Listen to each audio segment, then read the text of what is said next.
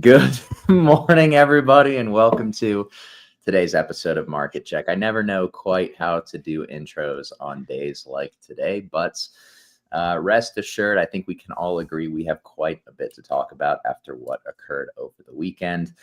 We can debate what caused the dump, certainly. I mean, there was some negative headline risk in regards to the tariffs, but the market sold off. We're going to talk about it. We're going to go through, we're going to sift through some of the carnage today and hopefully get a little bit of clarity. But welcome, guys. I'm Tommy. You also know me as Snorlax. I'm joined by Max, Tucker, and of course, Unbothered Chef Jackus. Welcome back, guys. I always say on Fridays, I hope everybody has a great weekend where they don't have to spend too much time at the charts, but I know that this one in particular, that was probably not the case, right? I'm sure many people were at gatherings, maybe with family, watching their holdings, the coin prices just rapidly deteriorate. But we did have quite a bit of volatility over the weekend, safe to say. ETH trading almost all the way down into 2,100. Bitcoin tagging at 9. Oh my God, it's so funny to me. Bitcoin's at 92K and ETH is back at August lows. I mean, just insane. Kind of some of the, the things that we're looking back on. And of course, like I said, kind of sifting through the wreckage. But like I said, we want to make sense of the wreckage. We don't want to just make fun of, obviously, all the coins that are down bad. We can definitely point to some charts today, probably have a bit of a laugh at them, and that will be great. But like I said, I think clarity is most important coming out of a dump like this. But before we can do that, guys, I'm going to ask if you can hit the like button. You might not be feeling very up to it today. So I'm going to reframe the way that we approach the like button today. I'm going to hope that you guys smash the like button out of frustration if you are frustrated. And if you are a bear, if you nailed this move to the short side, smash that like button out of victory. We welcome you here as well. But we're going to have a great show today. Like I said, obviously, we have quite a bit to discuss after what happened really yesterday, more so than, well, I guess really throughout the whole weekend, but just de-risking across the board. It kind of began as very aggressive altcoin selling. I would say early last week, we saw it. We saw a big squeeze after FOMC on Friday. And then we saw ETH dump 1,000 points in just 3 days. That's a pretty, even more than 1,000 points over 3 days, which is a pretty aggressive, sweep into a dump. But one thing I will say, and this is, maybe a bit of a teaching moment going forward, you typically do see the most aggressive moves after some incredibly scammy sweep in either direction. And ETH kind of gave us one of those moves. We knew there was a big move coming from this pivot on ETH. We were not sure what the direction was going to be. Obviously, we were hoping that direction would be higher, but ultimately that 3K pivot that we were discussing on Friday did not hold, and ETH puked all the way back to the range low. So now the question is, where do we go from here? What will the coins do next? I think we'll probably take a little bit of signal. We'll have to, right, from equity markets, because what we saw this weekend was major de-risking in altcoins to an institutional level. And usually that tends to happen when there's serious uncertainty introduced into the market, which we clearly had over the last few days. Does that situation, continue to intensify? Do we have, maybe some upside headline risk in case that gets resolved this week? I think those are questions that I'd like to answer today on this show. But yeah, I don't want to ramble for too long. I'm sure as I always say on Monday, we tend to have the best shows because we've kind of all just been sitting on what we've been cooking over the weekend. But this weekend, the market was was kind of cooking for us. So we will assess what it has brought us. And I'd love to know y'all's thoughts, not just on crypto, but of course, equity markets as well. Are equities lagging this crypto move? Or are equities just not going to give kind of that same move that crypto just gave? And then, of course, what's next for something like ETH? And of course, what's next for Bitcoin? Because Bitcoin is still, at the end of the day, as bad as altcoins got hammered yesterday, Bitcoin's still at range lows. 96, 97K. Is that what it is? Almost 99K. So we're almost back at six-figure Bitcoin. And yeah, I mean, it's just been a very Bitcoin dominated cycle. I don't want to be a broken record to that regard, but we got a lot to discuss. Let's talk, guys. How are we doing? What are we seeing in the markets? How are we reflecting on the weekend that was, and where are we going next? Bro, Oh no! I feel you, bro. Oh my god! I mean, hey guys, hello.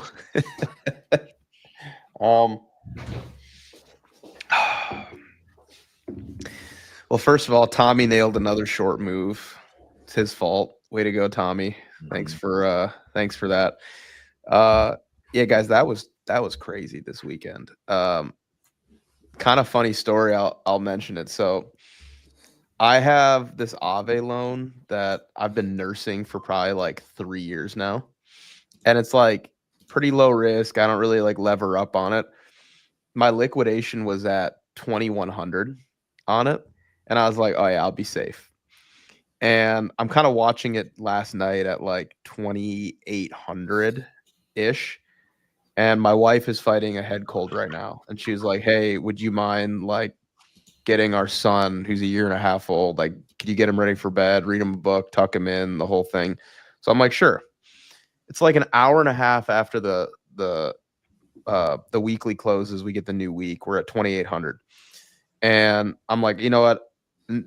Nothing crazy is going to happen in like 30 minutes. Like, I'll be fine. I'm going to read my son a book. I'm going to kiss him on the forehead. I'm going to say, Daddy loves you. And then I'll be back on the charts. And if something needs to happen, I'll have plenty of time.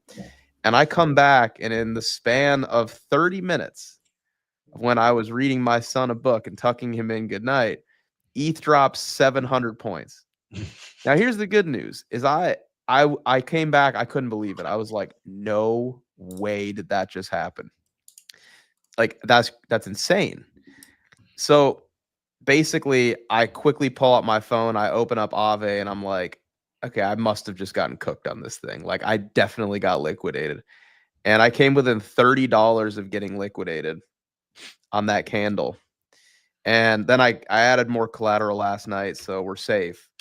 But oh my goodness, I was so close to getting taken out of that Aave loan. It wasn't like a crazy position or anything, but it's one that I care about enough to protect. And I did not expect a 700-point drop in like an hour. And lo and behold, it happened. But we had a call yesterday, like with the team, and we were like, what do we want to do here? And I was like, look, things are probably going to get worse, which clearly they did, right? We had this call when ETH was at like 2,900. We're like, things are probably going to get worse.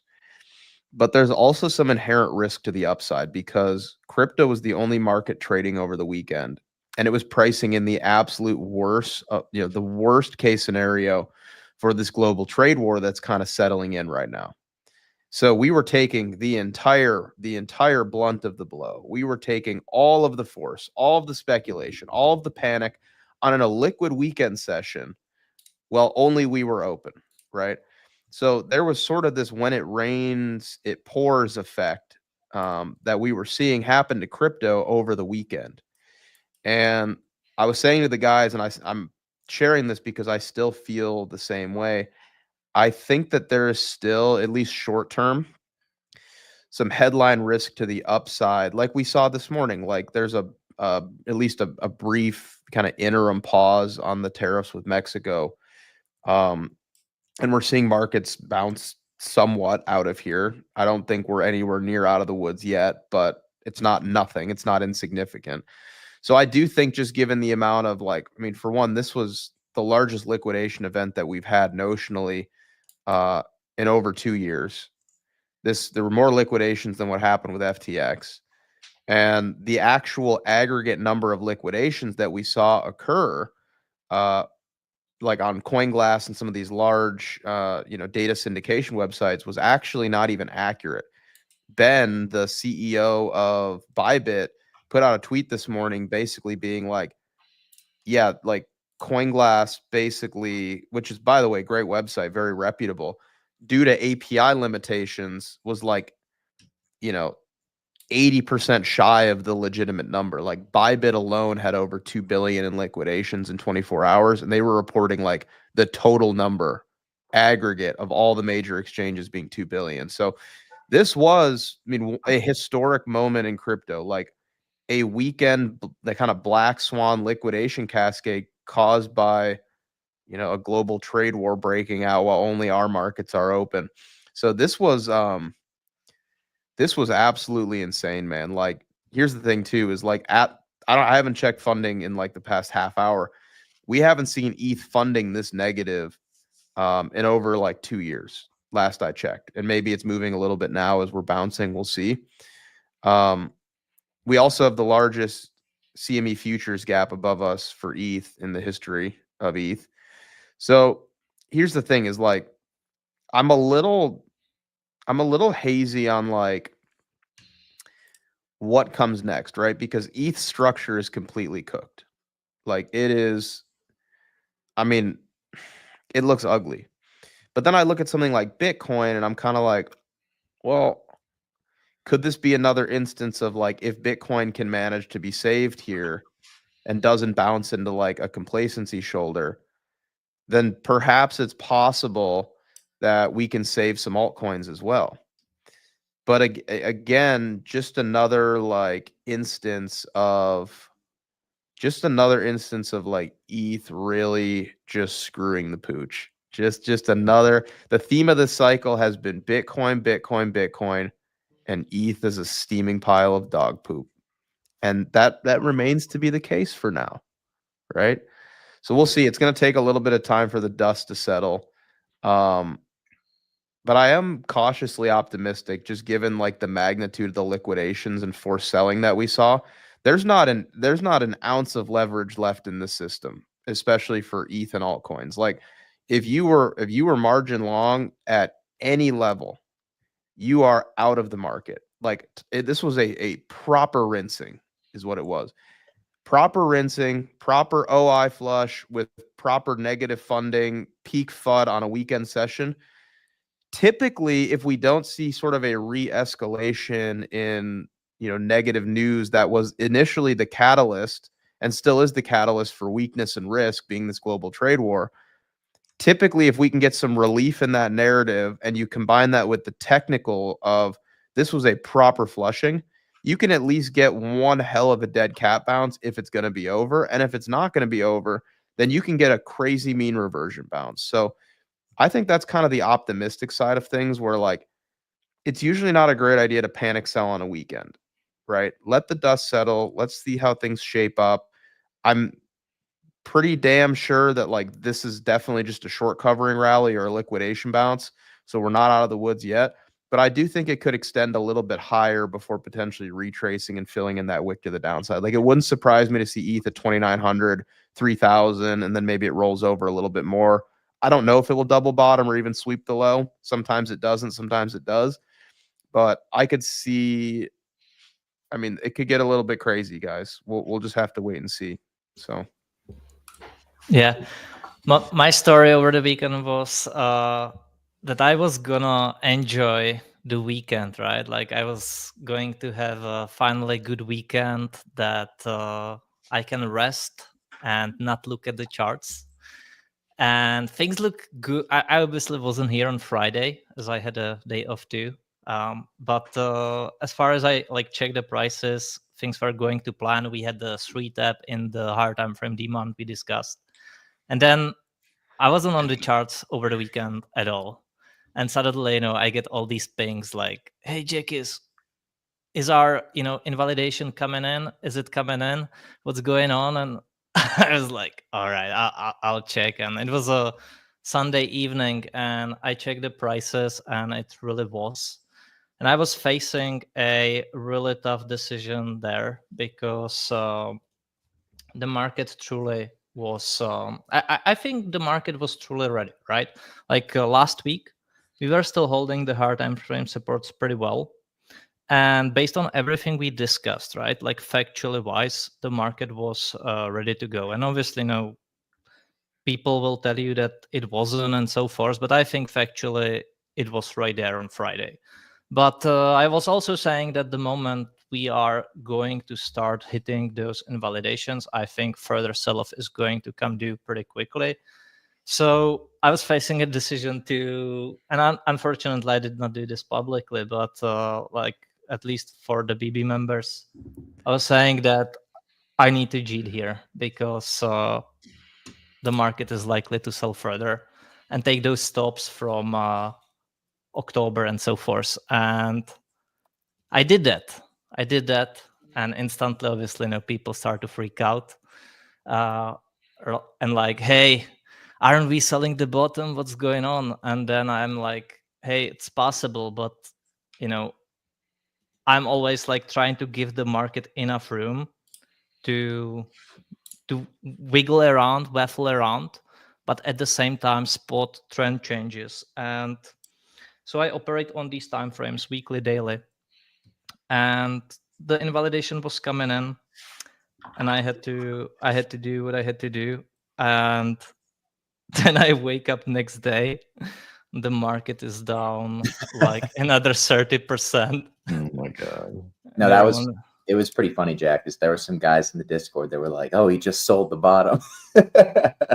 Because we got some like short covering bounce on the 5-minute right after you posted it. And then, it's like you said, when you woke up, the market had wicked way, way lower. It's a scenario I was aware of. We discussed this, right, Tommy? We discussed the COVID fractal. It's just that we really didn't want to see it. And usually, even if I think I can discuss this over the chart. 1 sec. Yeah, we really wanted to see ETH move up sooner than later, but we discussed from many points of view why BNB was really at this level, and the whole market was, and you really couldn't know if this outcome is going to come or not. Obviously, like in hindsight, people will tell you that yes, but in reality, you weren't, right? So you play the probabilities. Nobody's right all the time, and I surely was wrong on this outcome because as I said, I sort of expected them to hold this, but they didn't.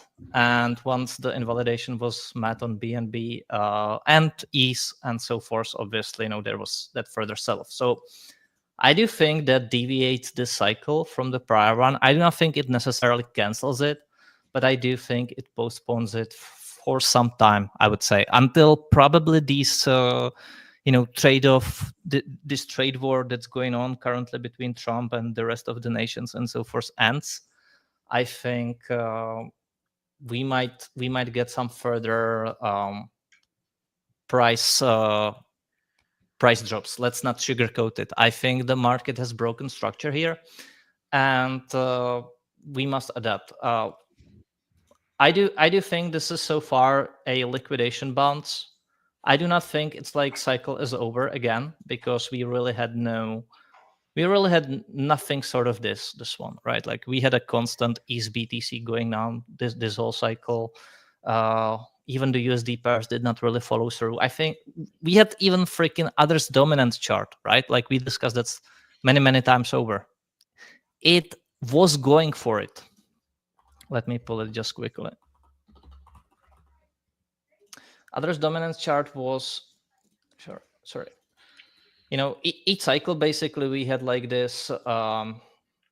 This little pump, the sell-off, and then the real season, right? We had a sort of mini season, pre-bull market shakeout, real season. We had the same, but and the market was really ready to go, I think, on all of this, but it got halted. And at that point, you really gotta act very quickly. And yeah, if you look at it, right, on Friday you are basically trading right here. You are trading right there, and then weekend, and you are where you are today. So it is what it is. It's not pretty. It's not what we wanted to see, but it's where we are and where we gotta go from. So yeah, maybe Tommy, you want to entertain the COVID fractal as well, which we discussed many times over. Yeah, it wasn't something that we have talked about really on Market Check, because nobody wants to be the guy that's like, okay, yeah, it's potential COVID fractal. But one of the things that we've kind of been prospecting privately, with the assumption that if ETH and if beta weren't about to break out, what would that look like for the market? Why is ETH lagging and so much? And I think I kind of touched on this during Wabi's late night space yesterday. So if you were in there, if you haven't seen that already, recommend listening to my thoughts. But I think, there are a lot of structural similarities between ETH structure really since the beginning of 2024 to Bitcoin in 2019 to 2020. It was just kind of a question of, where are we in that? And if that's the case, would we actually get that equivalent move down that Bitcoin ended up having? And clearly we did. So I think for me, I still think that to get to the equivalent level on structure for ETH, like if it really wanted to play out, the COVID fractal, 1700 on ETH would be possible. I look at something like equities, stocks didn't really sell off. Maybe that's lagging crypto potentially. So I guess we'll find out what that looks like over the next week and a half if we actually do get another leg down in crypto. But I view this more as, we're kind of in the midst at this point, right? Because once we validated 3K ETH, I think the bull case significantly changed. I view this more as a mid-cycle correction for beta than the end of times. It's like Jackus was saying. Yeah. I mean, I think many people will jump to say this is the type of dump that kills a bull market. I think what would be more worrying is if you get like a multi-month downtrend. That to me would be more indicative of a bear market than obviously a very aggressive, rapid move down. But we've seen moves like this since basically the start of 2023. People get very over exuberant about positioning that's based on, reasonable things to be bullish about, but that can't possibly be priced in the time frame that the positioning would indicate. And then we get a big puke on Bitcoin. Obviously, ETH dumps a little bit harder, and that's what we've seen thus far. So I think for me, the question is, are we going to put that one last leg in to truly capitulate, just like the COVID fractal, or are we going to start to chop sideways and then try to figure out where this market is going from there? But for me, I wanted that sell-off on ETH to be confluent with a dump in equity markets. So for that reason, I'd like to see that so that they can turn the printer on, because we know that the put on the market is probably not going to come in until about 10-15% off the highs for something like SPOOs. So that to me is what I'm watching here over the next few weeks. Hopefully ETH can give us clarity a little bit quicker than it did, obviously, in that I guess it was probably like 6-week mini downtrend it had before just its big puke. But yeah, that's kind of how I'm reading things and how I'm optimistically, it's kind of funny. Like optimistically, I was hoping for the COVID fractal. No, I mean, it is kind of optimistic though, because if that is going to be what the market is about to play out, then obviously we knew what happened next after March 2020 to the prices of the coins. So that's probably going to remain my base case until I have a reason to believe otherwise. Tommy, don't you think that we need like they're not going to do QE just because ETH nuked 20%, right? Like we're going to need like NVIDIA to nuke like 30% or something, right? So, that's why part of me thinks there could be an opportunity here in stocks lagging to the downside a bit. The only thing I would say about that is that the reason that we sold this time is so different from COVID, right? And crypto had the chance to react over the weekend, obviously, because it's open all the time, but stocks didn't. And then they opened, they gapped down, but then we had some good headlines, right? Like we had good, tariff resolving almost headlines this morning. So I feel like it would, I don't know, like, why would they sell more without another catalyst type of thing? Why would equity sell more? Is the catalyst officially out of the market, I guess would be my question. Like, is the risk of it flaring back up officially gone? Maybe it is, maybe it's not. I mean, like I said, I don't think we have to put in another dump lower from here, but I do think that the obvious path forward, if we're not going to be doing that, is going to be continued sideways price action. If you're bullish, you want to start to see this get sucked up slowly, not aggressively like a liquidation bounce.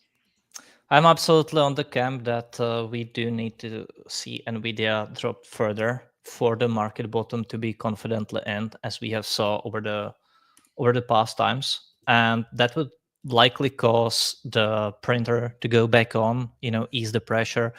In the meantime, we still have DXY that is stubborn to reject, to put it lightly.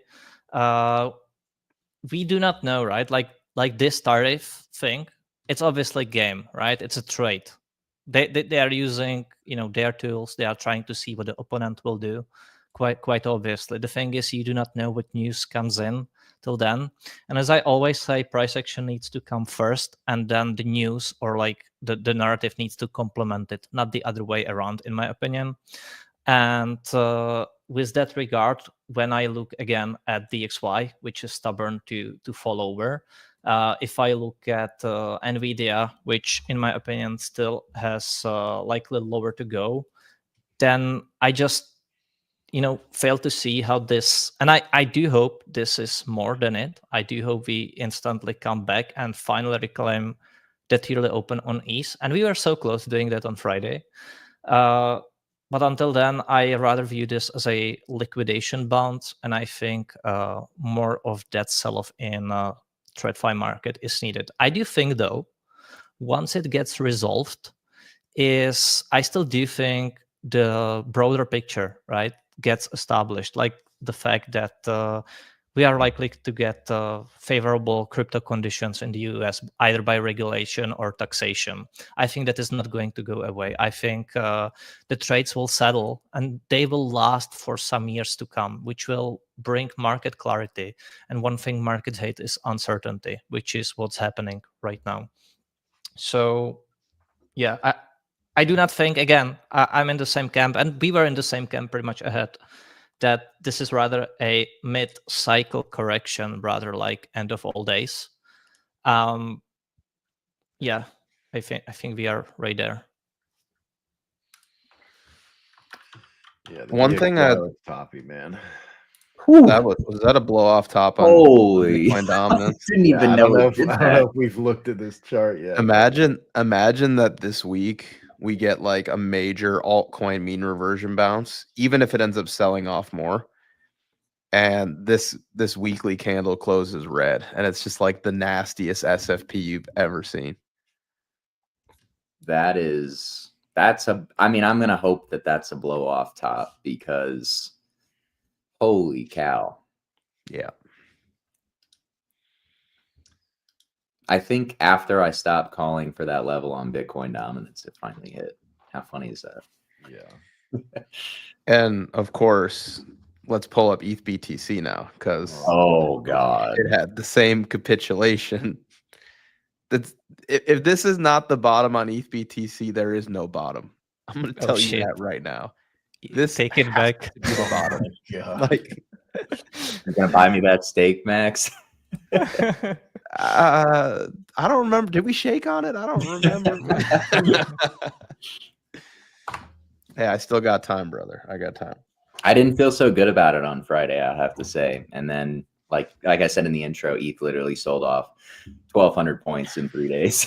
I mean, that's nasty work. I definitely did not sell the bottom. I was selling way higher above the current price. But yeah, it obviously, like that's the thing, right? Everyone thinks that you will sell the exact top, and that's what social media really makes you believe. It's all like very much fake to a big degree, and you cannot sell the exact top many times unless you get lucky, pretty much, I would say.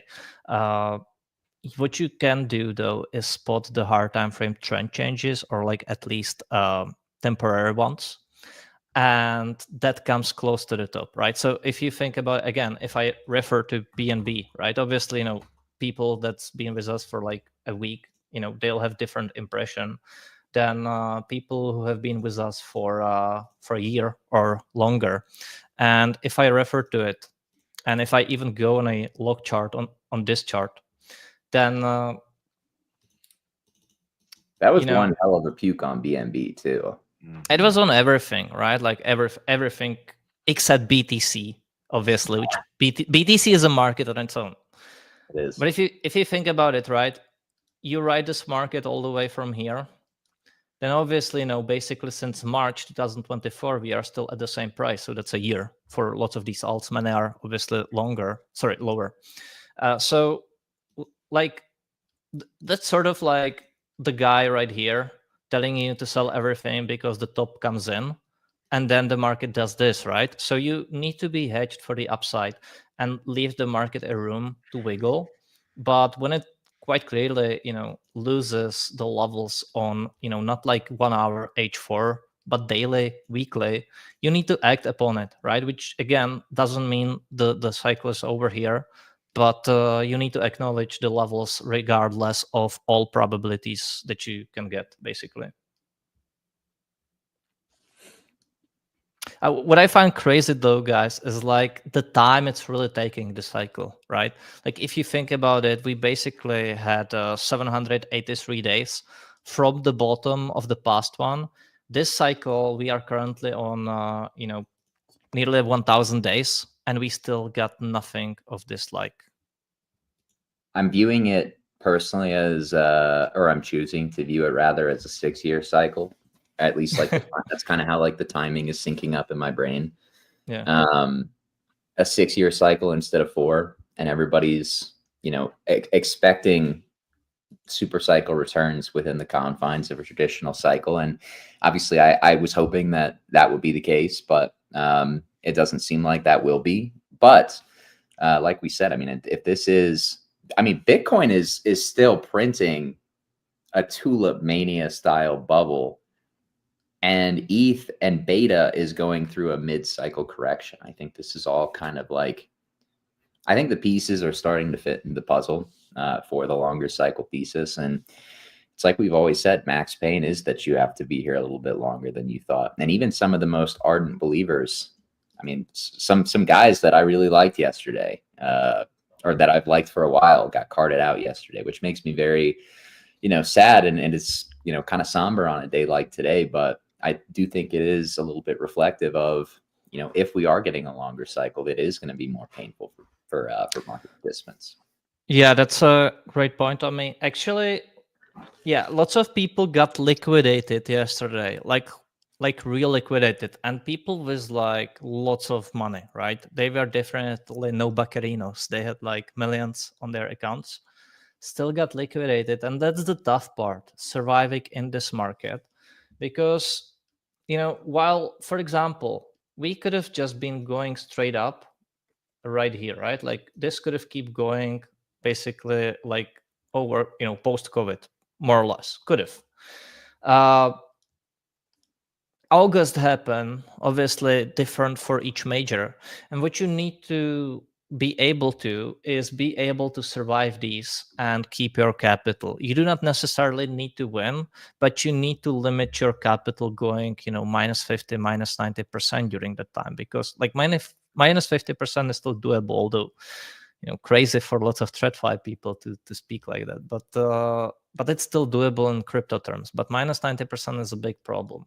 And so if you can keep your capital to live another day, like for example, right, let's take the cycle and you were able to sell here. You didn't sell the exact top, but you got to rebuy, lower and then lower and then lower, if you manage to constantly jump in and jump out.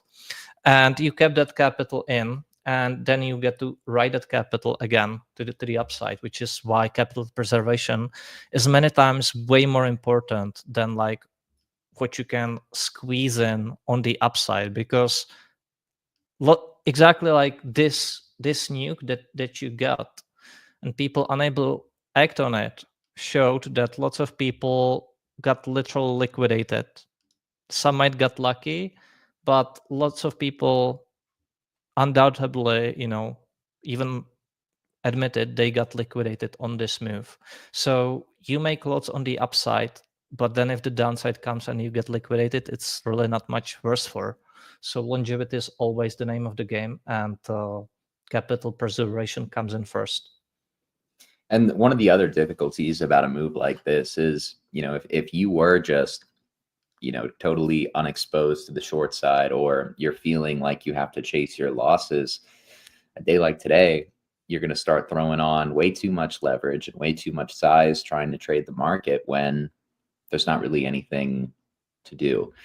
Or maybe there is, but there's a really good chance that you oversize into realized volatility that is just way too intense, and you end up chopping up your entire account because you're tilted.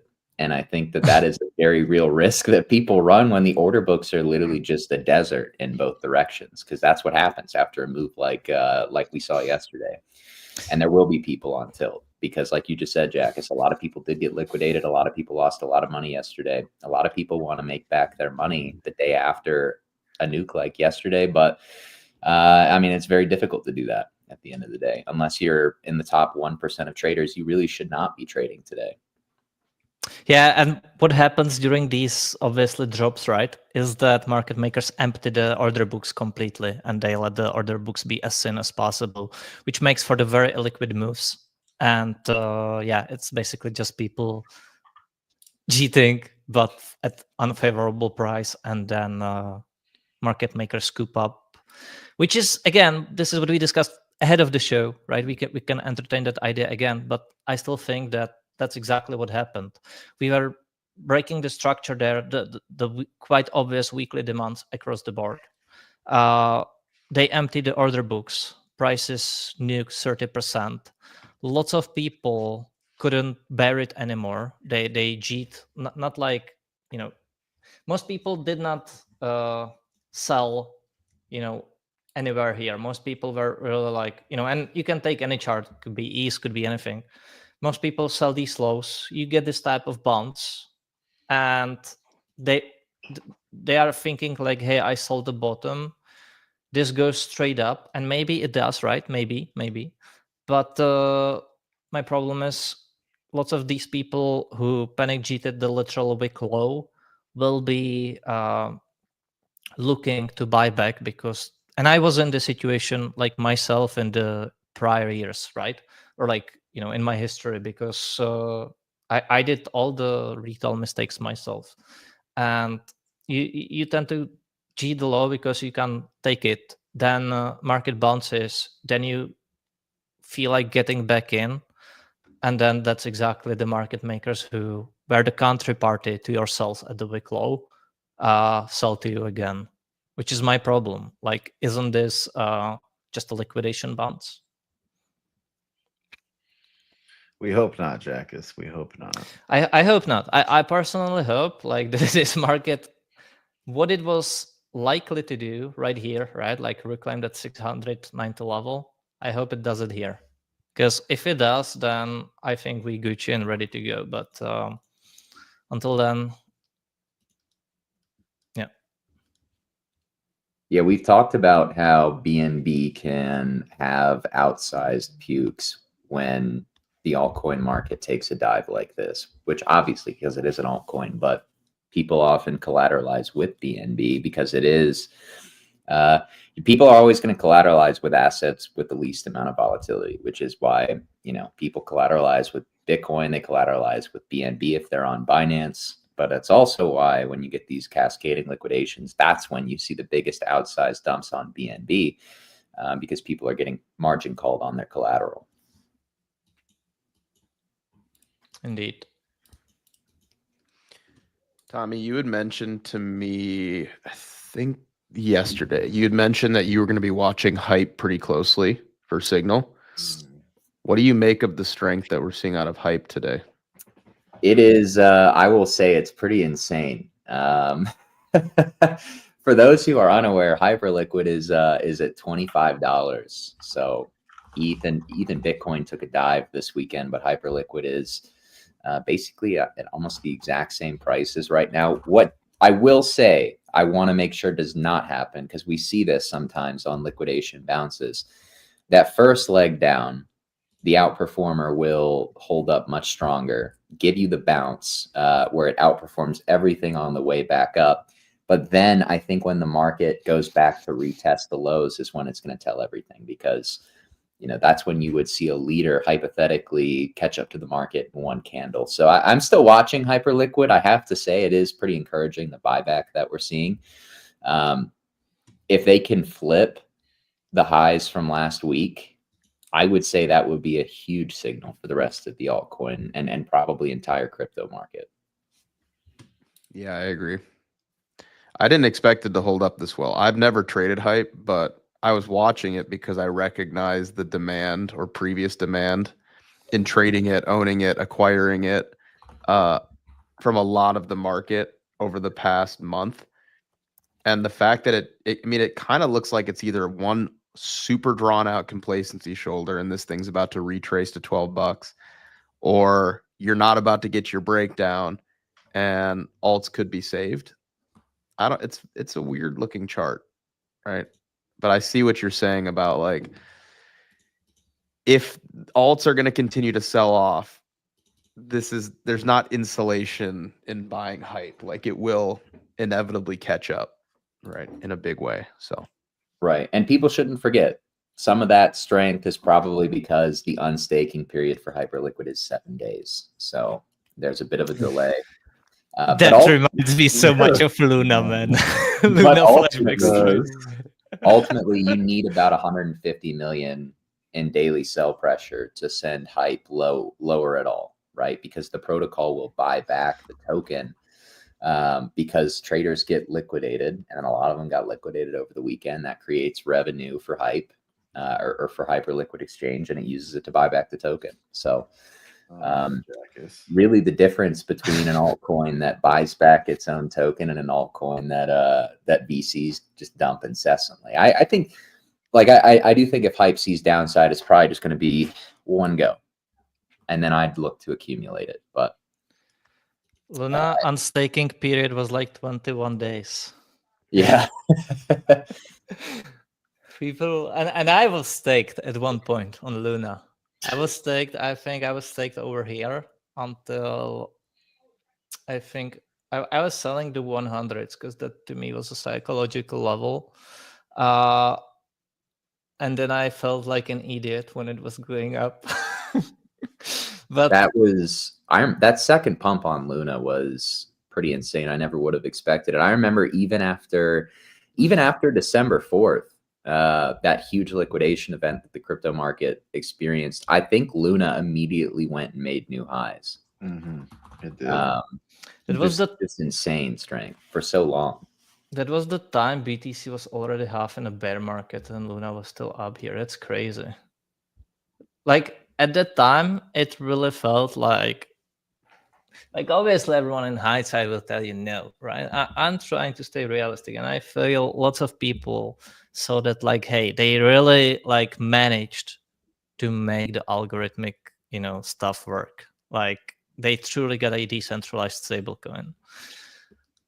Right? Like you have BTC going like this, price doesn't follow, and then boom. Bro, we're showing Luna fractals now. Of course we are, Max. But no, hype is not the next Luna for those who are asking. I think. Yeah, I'm not either. We just were discussing the staking period, basically.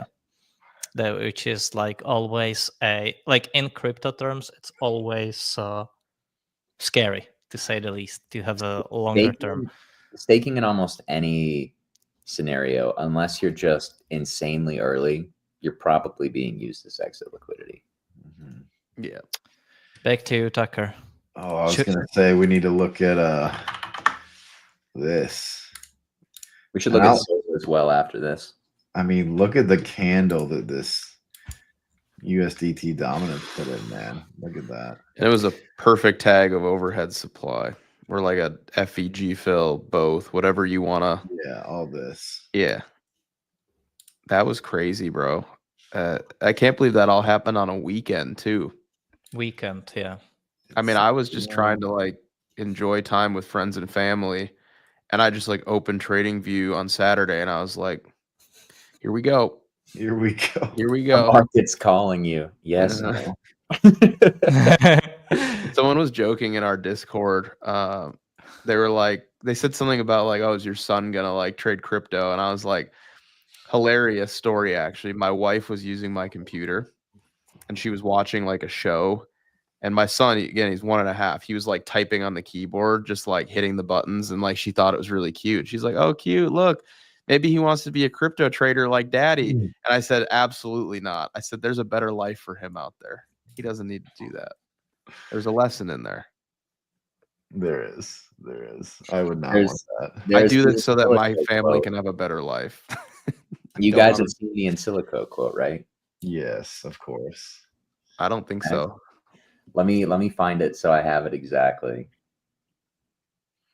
It's iconic. It's okay. Max, you've heard this before. It's if you guys don't know who in silico is, he's an absolute legend. A lot of the traders that you see on CT are basically like sourcing ideas directly from his material. He's a schizo though, but he he has this great quote about trading. My kids never be traders. I hide them from what I do. Pretend I run Amazon bots or something.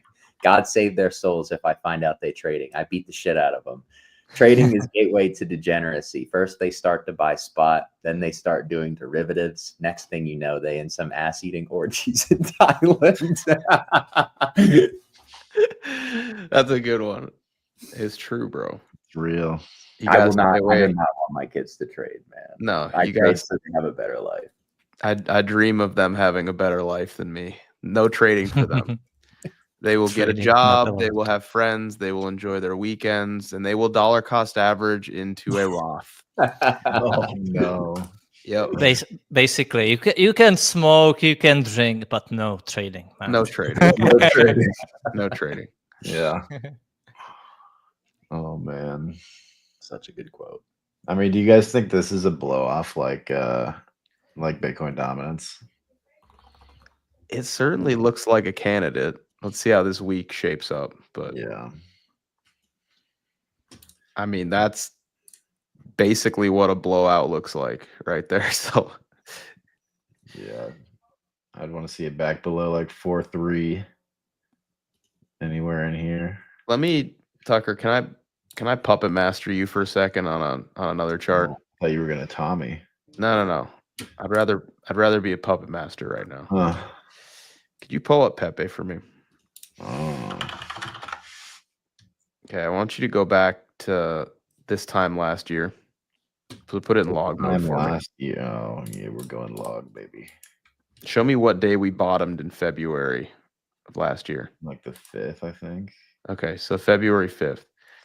So can you do like a percentage drawdown from that high to that low?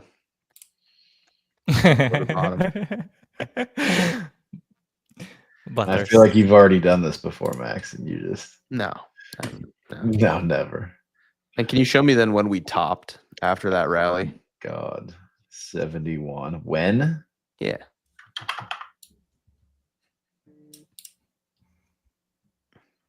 March 14th. Could you take another percentage from then the February 5th low to the top?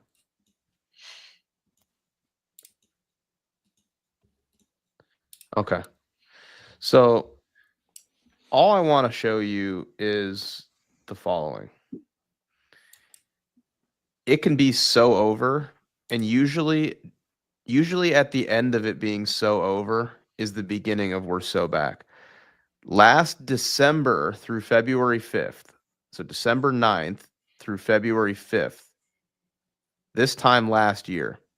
Hello, Butters. He's being very explorative, whatever the word would be. But Pepe nuked 50% in 45 days. And then it pulled a 10x in 40 days this time last year. So I'm not saying it's going to be the same, but what I'm saying is that it could be the same. I'm saying that it could be the same. And I remember vividly, January and February of last year, because my birthday is January 15th. And I had a big position in Pepe in Q1 of last year. And I remember just being like, damn it, I picked the wrong shit coin. Damn it. Like, this is terrible. I'm getting clobbered right now. And then 45 days later, it changed my life. So all I'm going to say is, in the belly of it being so over, sometimes we can find ourselves so back. And when I look at this chart, I say, are you really willing to give up on crypto? First few days of February, after a weekend nuke with a president that's bullish crypto and shoving crypto, and there's more good news coming. Maybe a little bit more pain, some annoyance, but I'm just showing you this is an example of how quickly things can change. I don't think it will look exactly like this. Yeah, in the midst You of literally it just said over, this, Max. I found there was within me an invincible we're so back. I'm just saying, like, things can change really, really quickly. Really quickly.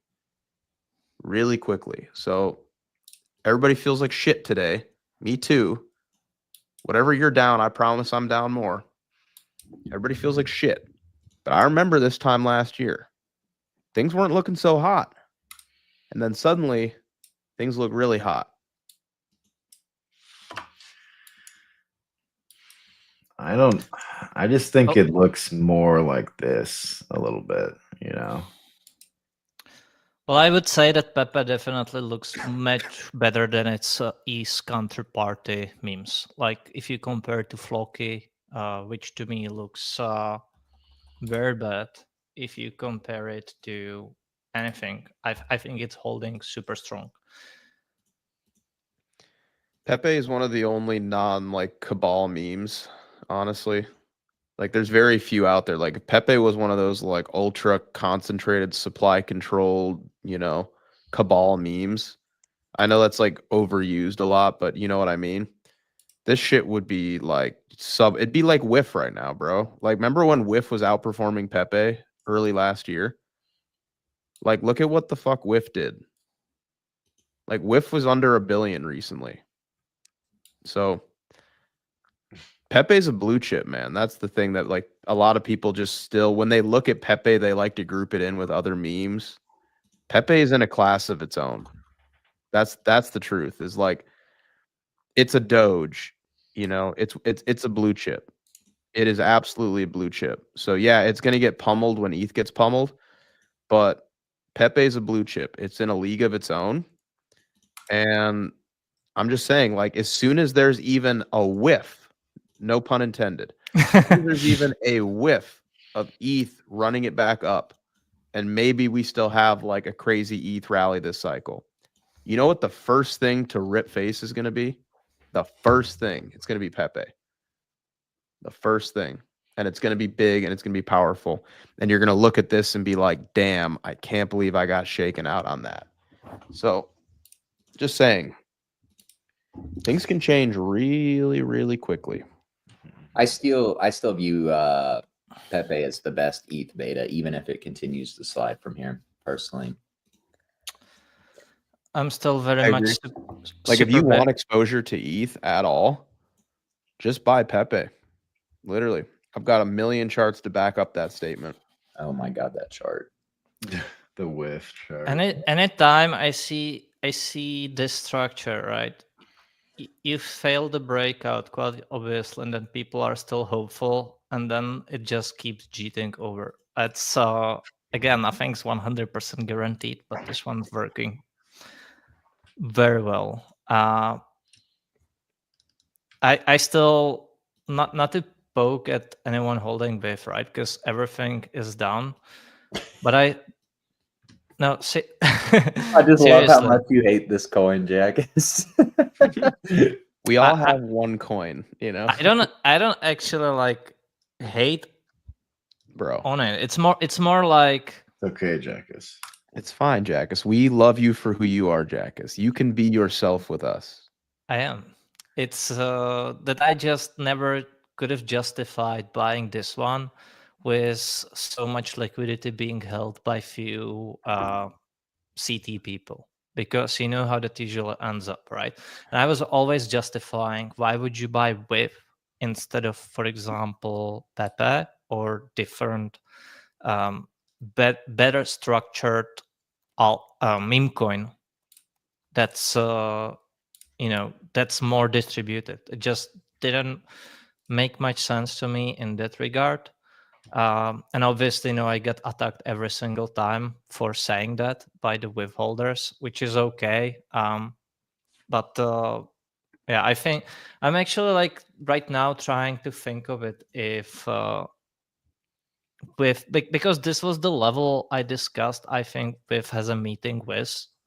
It's now approaching that level. Not there obviously yet. If you think about it, it looks close, but it's actually like another 40% lower, which is crazy if you think about it, because this literally looks like it's right there. But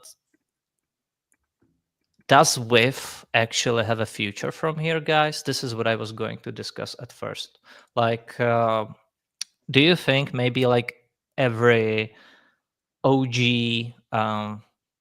holder, like the CT influencers, all the people that bought in early, they are more so capitulating during this move, which doesn't mean straight up, as we know, doesn't mean straight up reversal from here, even if someone capitulated, because it can get overblown and you can get like this, boredom period, the accumulation phase. But I'm like, does it make sense? Do you guys think this is a run too, or is it over for it? Maybe it has another round, but I'll tell you what, to talk about like what assets I would be willing to nibble at discounted prices, this isn't one of them. Yeah. Why would you buy WIF when you could buy Pepe? Or Soul, right? Max, this was literally me saying this for the past year. Yeah. Well, I didn't counter you. Like, I don't own any WIF. Like obviously, both. My entire portfolio is in Pepe and Pepe derivatives. So it's like, listen, both are down, right? But if you rather bought, which was my whole argument, if you bought WIF and Pepe during the August 5th capitulation, which it clearly was, even if you bought after the candle closed here, whatever, you're down on WIF, but you're still up on Pepe. And I think this like fact, and this doesn't mean that like we cannot get a further sell-off on WIF and potentially like further sell-off on Pepe, right? Like maybe this is the who knows, whatever. The thing is, it factually was correct, the take that there were better memes to hold than WIF at the time. yeah. I actually want to see what's Flocky, because I think Flocky is totally wrecked here. Yeah. Some of these meme coins are so down bad. Like Popcat hit 15 cents or something like that yesterday. That's a chart I literally cannot believe that it keeps drilling as deep as it is. So I said this a long time ago, and I actually made a video about it months and months and months ago, that there needs to be a recentering that is disgusting, a recentering and a refocus into value, right? Like legitimate projects with like good intentions, solid teams, solid players, rather than just like every day a new supply controlled garbage shill pumps to 300 mil and then goes to zero on some stupid narrative, right? This might have been the weekend carnage necessary for that to happen, because everything got beat up, but only the strong will prevail, because most will not come back from what just happened on this weekend flush. Yeah. Things got obliterated, right? Obliterated. Yeah, it's really about what the market wants to bid right now or hold the levels. And I think, like, seriously speaking, like if you think about it, Flocky and WIF pretty much in the same basket. Price wise, I'm just like, and I was discussing this when it's swept this high life, that's no bueno for me. And we discussed that likely when the market goes up, these coins will go up with it. But again, why hold these instead of the better looking ones? And obviously, when things are down, everything else is going to be down. But what is down more, right? And that's what you do not want to hold. And I still do not see much reason with like this structure on Flocky. I'm not seeing. I'm not like, yeah, I acknowledge this high, but I'm not really seeing why it should be bottom there. If anything, this is like the first real level, and I think this is good for the overall space too, because as we see the liquidity to flood from these coins, basically copycat coins, and concentrate more in either something sort of value, something that's trying to build something at least, the better for the whole space. Yeah, that looks like it wants lower. There is. Oh wait, sorry, Tucker. Oh no, go ahead. I was just gonna say there's just so much dispersion right now. I think like we saw a lot of capital come into crypto, like retail onboarded through Solana, and most of that capital just went into buying increasingly riskier meme coins, mostly just purely value extractive things like, you know, LA Vape Cabal, whoever the hell is launching all these meme coins, man. Like the money for your alt season went to all these influencers who just extracted all this money from retail in the same way that the NFT bubble did on ETH. They extracted that, then they went on margin long on ETH and just got liquidated. So it ended up with market makers anyway. Yeah. Ultimate value destruction.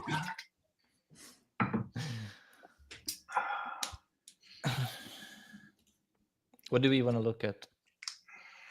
What do you guys have? I feel like we should look at some charts that will cheer the audience up a little bit. Mm-hmm. You said 10-year? Yeah, I want to see. That's not going to cheer them up. Maybe it will. I mean, it doesn't look good, you know. No, it doesn't. That's definitely rounding. Yeah. That looks like it has a pretty big move down coming, actually. Mm-hmm. I don't know, man. Maybe after a little bit higher, but I'm trying to think of where I've seen that. Oh man. There's no way the dollar is going higher, man. If that thing makes a new high, I will be shook. And I'll be genuinely surprised if it makes a new high. I mean, it looks like we got blow-offs on Bitcoin dominance, USDT dominance, and the dollar yesterday. So that is encouraging, but yeah, I still say that we need to break lower, like convincingly, right? We cannot be. This was pretty, you know, hopeful, but then we ended up the month like this.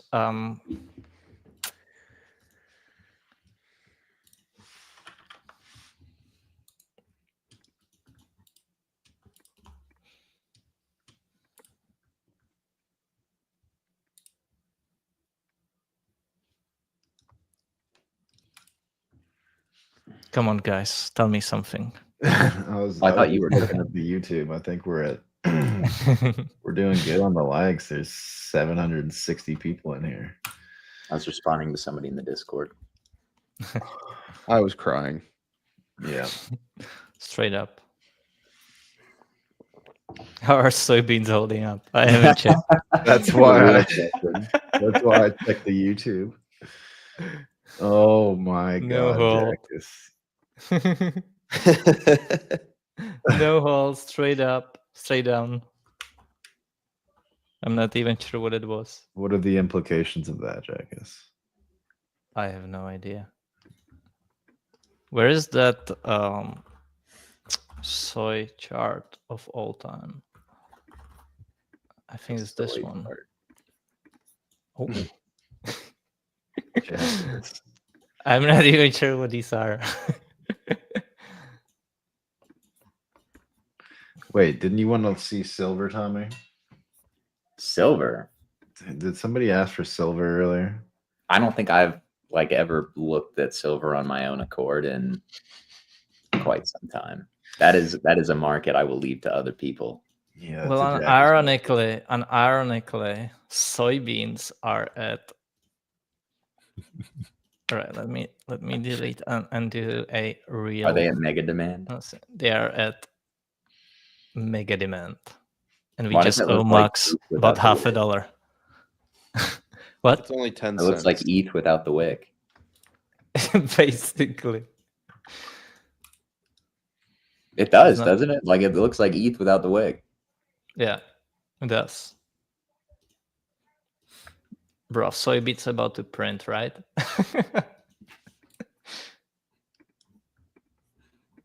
Anyways,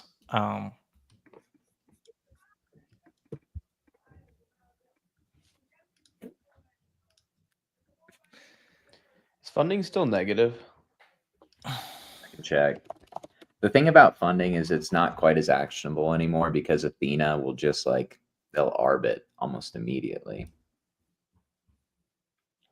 It is not negative. It's not on Bitcoin, but it is on basically like everything else. Yeah, I noticed ETH's funding was egregiously negative. People This got morning. blown out on ETH yesterday. I think even a lot of ETH bears didn't expect that kind of wick. I know there were some that did, but that was, I mean, hot knife through butter. EU tariffs incoming right now. Oh my God. Oh no. A second tariff headline has hit the Bitcoin chart. Dude. What is the longest Popcat chart out there? It's going to be the Radium. Radium. Is it USD or USDT or? It's going to be the exchange on Radium. Or the one that's on. Yeah. Yeah, this one. Oh my God. Nothing's reacting yet. What's Many a hopes and Popcat? dreams were crushed. What is a Popcat? Oh, I get it. It just popped. Yeah, what is a Popcat though? I don't understand. I've Wait, you never don't know seen what the them. I've Popcat never is? seen the meme. I've never heard it used before. I've no familiarity with it whatsoever. I don't understand what it is. It's a cat that pops. Yeah. They got listed on Binance, didn't it? Yeah, and it didn't get listed. Futures, right? So Binance listed something called Popcat. Okay. Bruv, I swear this cycle. The only thing Binance lists are futures, and anything it lists on spot immediately is the market top. I know what happened with this one. At least I think I do. I think I was talking about it last week, but my gut feeling, most people don't know this, CZ had a massive bag of Popcat. As he is a trench speculator like all of us, he had a massive bag of Popcat that he bought pretty early. Open interest on this one, if you look at it, has been basically up only since the beginning. Like longs haven't gotten liquidated. They boosted the price up, but the longs never closed. So I kind of feel like what happened with Popcat was CZ had Binance kind of pump the price up, support it with perps, and then eventually rug it, hedge on the way down, all the while he was selling his spot bag. That's my thesis for Popcat. The chart is completely wrecked, though. I mean, if you're playing it, you're playing it, seems like, for a bounce, which, I mean, you'd think would be pretty juicy at these levels, but, you know, we've seen what happens with charts like Bowden that, you know, they never bounced. Bowden did pump yesterday, though. Funny enough. Are you serious? Yeah, it pumps because people were pissed at Trump. This is the dumbest market in the world, man. Geo Bowden.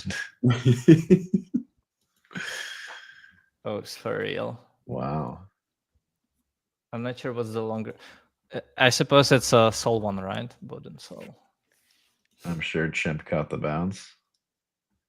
I mean, he's probably still underwater. Oh, phone. Oh, Chimp phone? Yeah, no, definitely not. He hates that coin.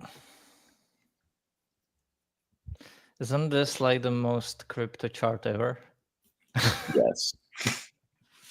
Insider pumped and then literally zero bounce. Doomers blown out. Believers blown out. Do you know, guys, what I think we need in crypto?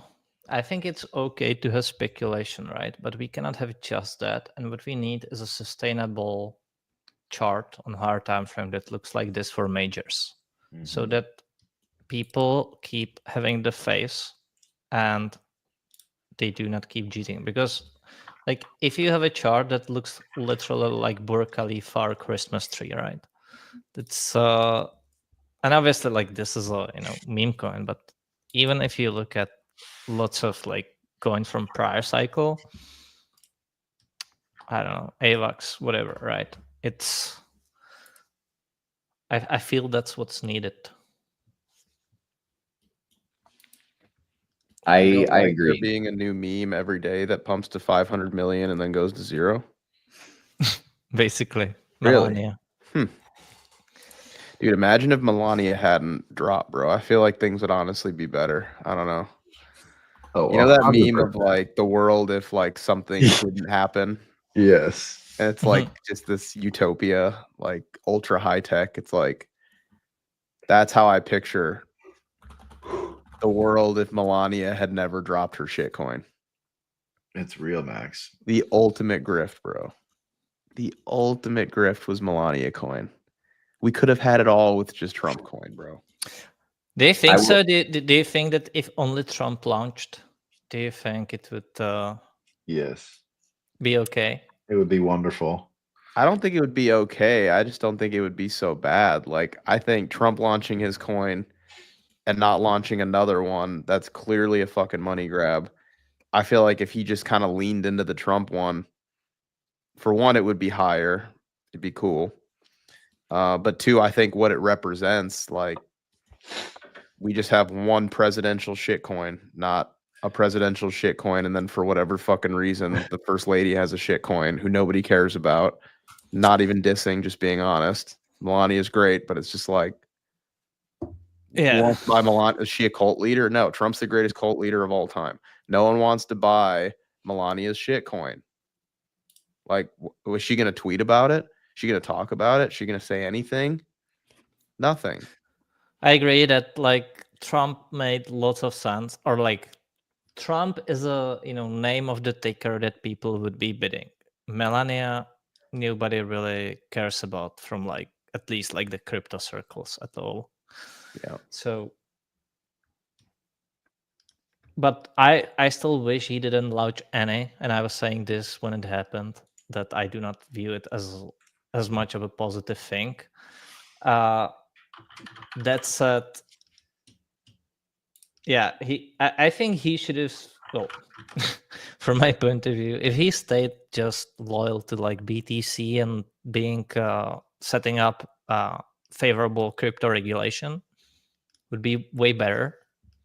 And then launching the coin, like do it if you feel like it, like 1 year later, right? And I think what would happen is we would have gotten this instead of this.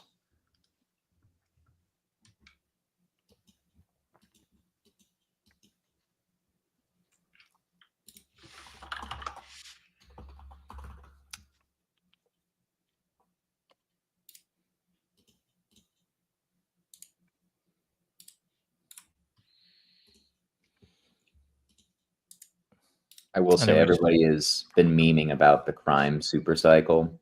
I think they should remember what happened immediately after meme coin super cycle rhetoric became consensus. I think a lot of people are going to be psyoped into thinking that they can commit crimes. And I've talked about this on Market Check before. And, it's probably going to end up happening. The government's kind of already giving you a hint. They've already made a reserve of confiscated assets. Where do you think they're going to confiscate assets from next? The criminal. It's going to be you. So good luck with that. Yep.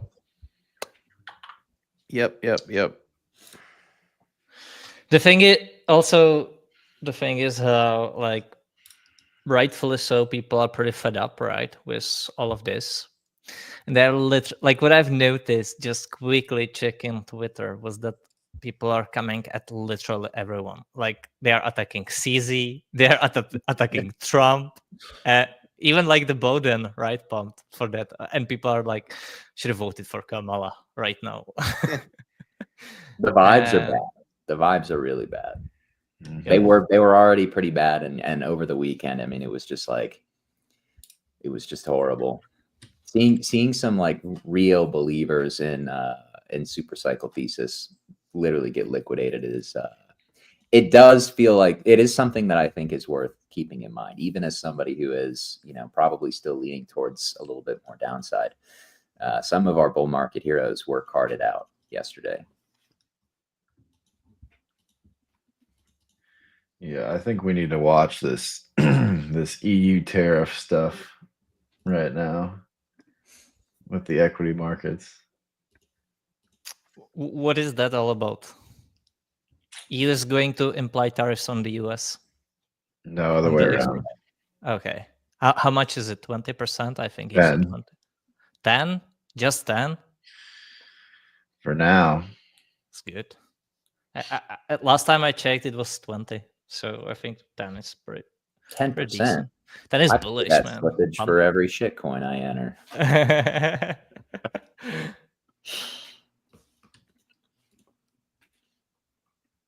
Yeah, let me see. I always call slippage the hopium tax. Hopium tax. Yeah, 10%.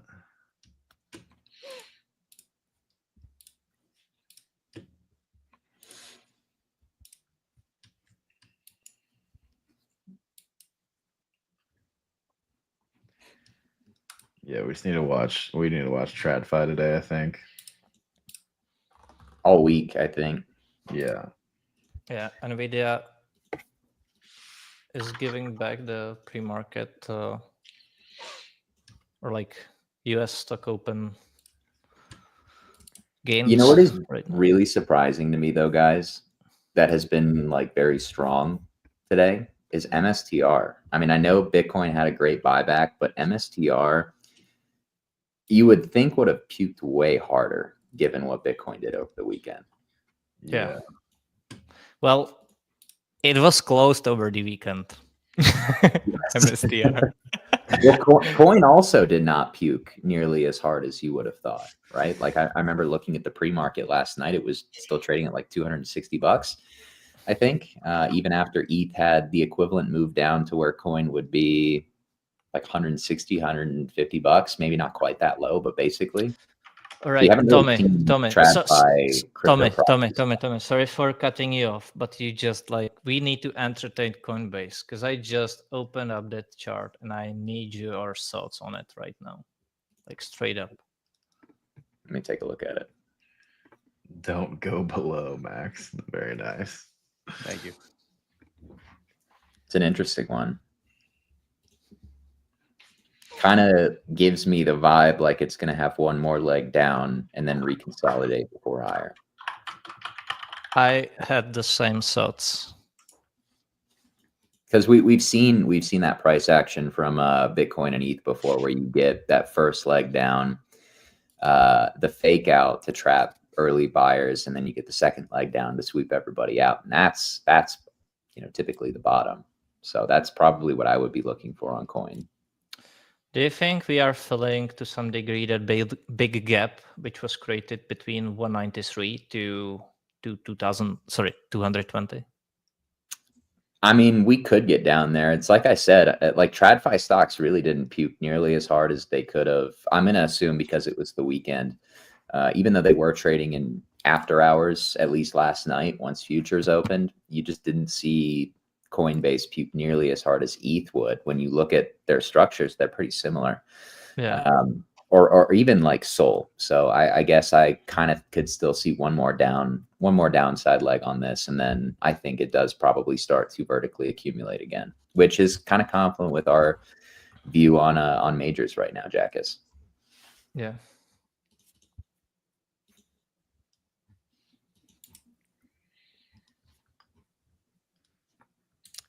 All right, guys, that's the end of the show.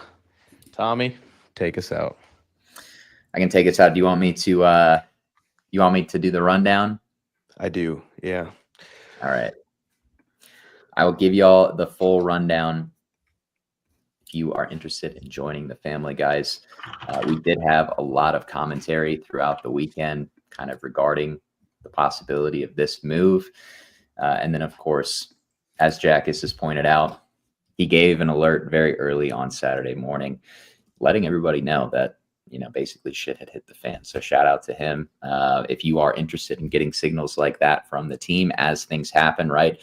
I mean, the market's changed so quickly, we can't possibly cover everything on Market Check. So if you want our in-depth thoughts on the market basically at any point in time. Come join our premium Discord, guys. You can get all of your alpha for the cycle here from the entire team and all of our differing opinions on the market as things change.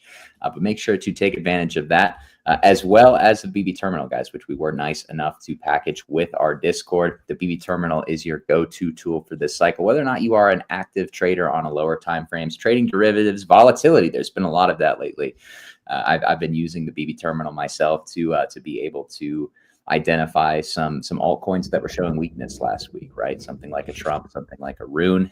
And of course, there were plenty of other opportunities as well. Of course, whether you are a long-term investor looking for data-driven metrics to help you make long-term decisions for your portfolio, we've got the tool for you as well. And soon, whether or not you are an on-chain degen, some of you might have gotten carded out over the last few days, but we know that there are no shortage of you ready to speculate on meme coins, and in the trenches, we'll soon have the tool for you as well. So check out these two products. Like I said, they were packaged together.